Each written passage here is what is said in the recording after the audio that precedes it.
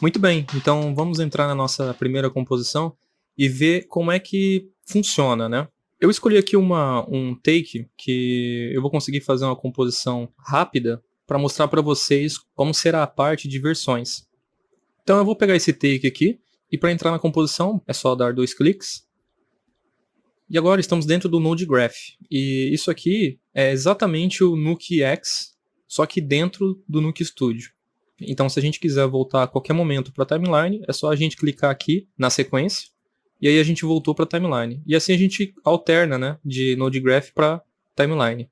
E como o Nuke Studio criou para nós aquela estrutura de pastas toda, ele tem também esse padrãozinho de criar alguns nodes para a gente, né? Vou usar a tecla espaço para maximizar o Node Graph. E basicamente ele tem aqui o nosso read node, que é a nossa sequência lá da timeline, e alguns nodos adicionais que representam o metadata, são as informações de frames, de tempo, etc. E aqui é onde eu estava comentando a respeito do DPX. Como o DPX por padrão ele é Cineon, esse write node, que é o que a gente usa para renderizar o nosso take, ele estaria por padrão em Cineon. Quase nunca você vai acabar mexendo nisso, mas nesse exemplo que eu estou usando o DPX, é bom vocês saberem como fazer quando for preciso, beleza?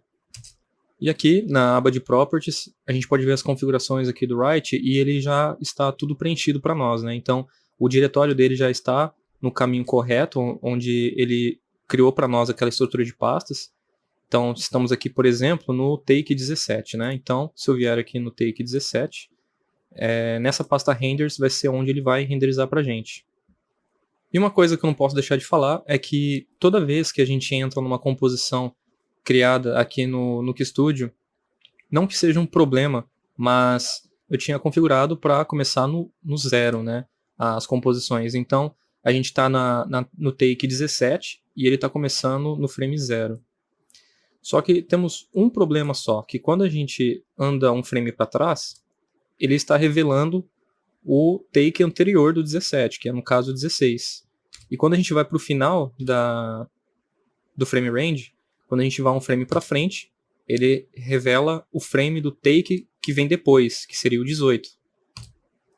Isso daqui, às vezes, pode ser um pouco chato quando você usa nodes que calculam os frames. Por exemplo, eu vou usar aqui um tracker, né?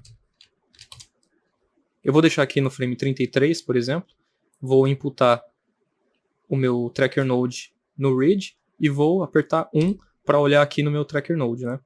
Então, eu vou adicionar um tracker nessa região e vou falar para ele traquear para frente.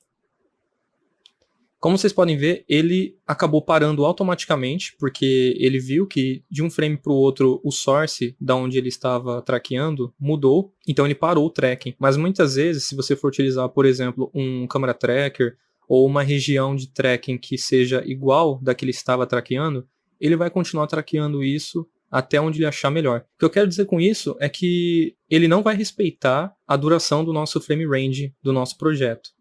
E por esse motivo, eu prefiro sempre utilizar um time clip.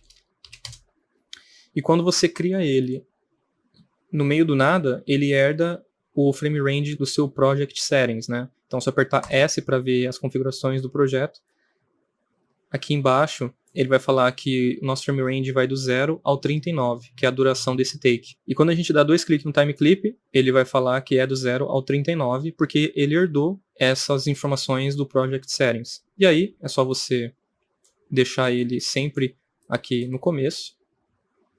E quando você for traquear, ele não vai mais dar aquele problema, né? Ele só vai realmente onde precisa ir. Como você pode ver, ele nem revelou o outro frame da sequência. E outra forma de resolver isso é a gente dando 2 cliques no read e na aba Node e habilitar o Use Lifetime. E aí ele também vai herdar as informações que está lá no Project Settings. E agora o que eu vou fazer vai ser uma composição simples aqui, para na hora de exportar eu conseguir te mostrar a diferença de uma versão para outra, beleza?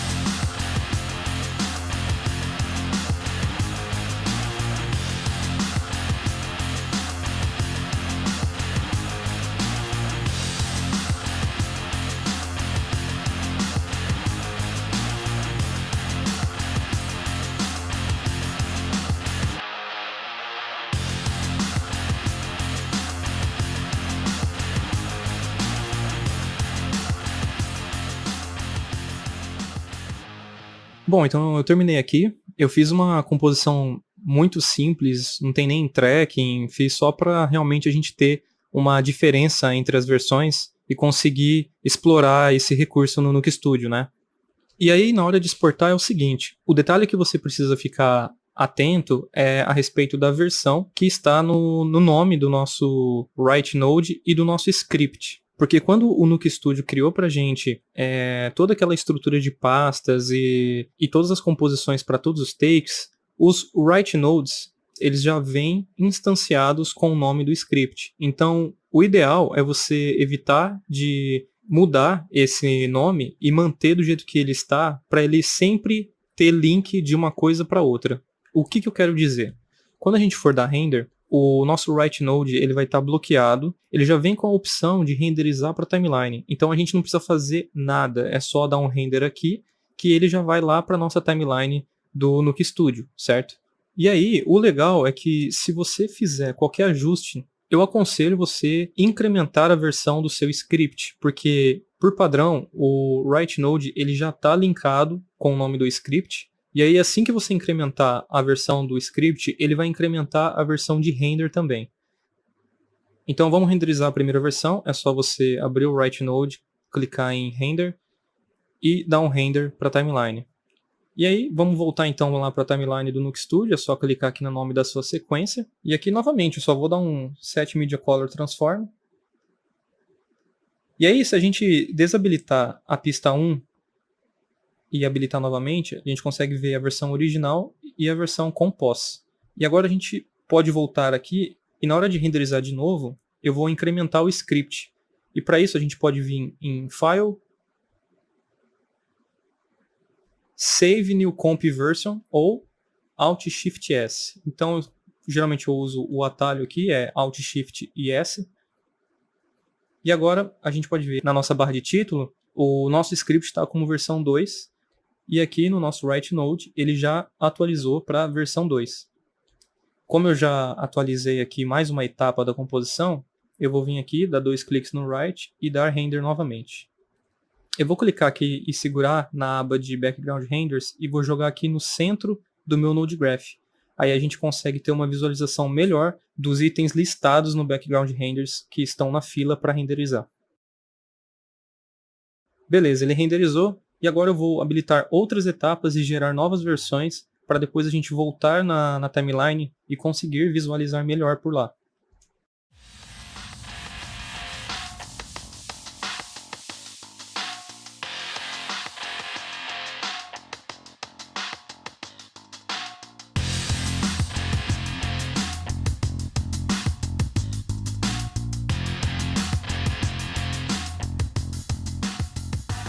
Eu habilitei outras etapas da composição e gerei mais versões para a gente conseguir avaliar lá na timeline.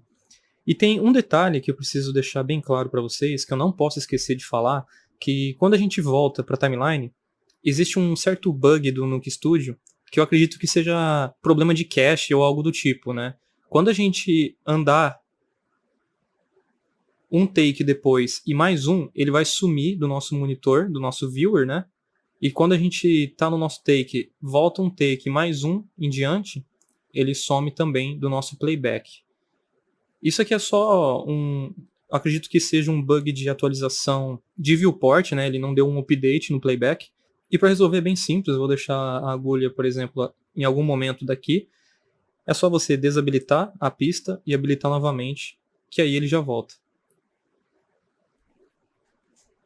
E aí, para você passear pelas versões e avaliar uma por uma, você pode apertar a tecla Alt para cima, né, a tecla para cima, e aí você consegue olhar as versões uma a uma, ou Alt para baixo, né, para você voltar às versões. E se você quiser, você pode usar a tecla V de Version, e você tem um thumbnail para você poder dar um clique e ir na versão que você quiser. Para finalizar, eu vou passar mais alguns atalhos aqui para você manipular bem a sua timeline, que é o I de In e O de Out, que é o mesmo atalho para dar o In Out aqui no playback, só que a gente usa também na timeline. E o Alt I, que ele limpa o In, né? e o Alt-O, ele limpa o Alt. E se você quiser, aonde a agulha estiver posicionada, você não precisa nem selecionar o clipe. Aonde a agulha estiver posicionada, você aperta a tecla U, que ele já dá um in-out exatamente naquele item que a agulha está posicionada. E para limpar, o in-out é Alt-U, aí ele tira os dois.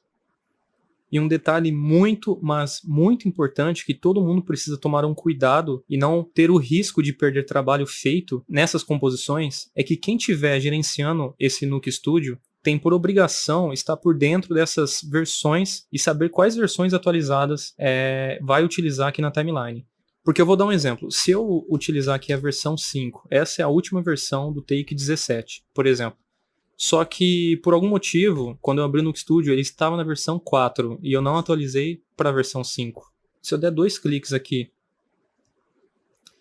e começar a trabalhar nele, assim que eu incrementar uma versão, ele vai avisar para mim que ele já existe a versão 5. E ele pergunta para você o que você quer fazer. Você vai querer substituir a versão existente, que é a número 5, atual, que nós estamos mexendo, salvar como uma versão 6, né?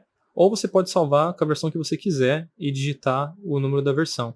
E por que eu estou falando isso? Porque às vezes você pode abrir uma versão anterior, trabalhar nela, fazer todos os ajustes possíveis, mas tinha uma versão que vinha depois, que ele já tinha outros ajustes e por aí vai.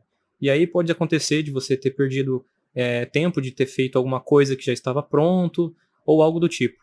Então, sempre que você estiver gerenciando no Studio, saiba quais são as versões que estão valendo e que precisam ficar aqui atualizadas na timeline. E aí, digamos que todas as composições estão prontas, só que ninguém deu render nos write nodes que estão dentro de cada composição. O legal é que você pode selecionar todas as que não foram renderizadas e apertar F7 para você renderizar as composições selecionadas.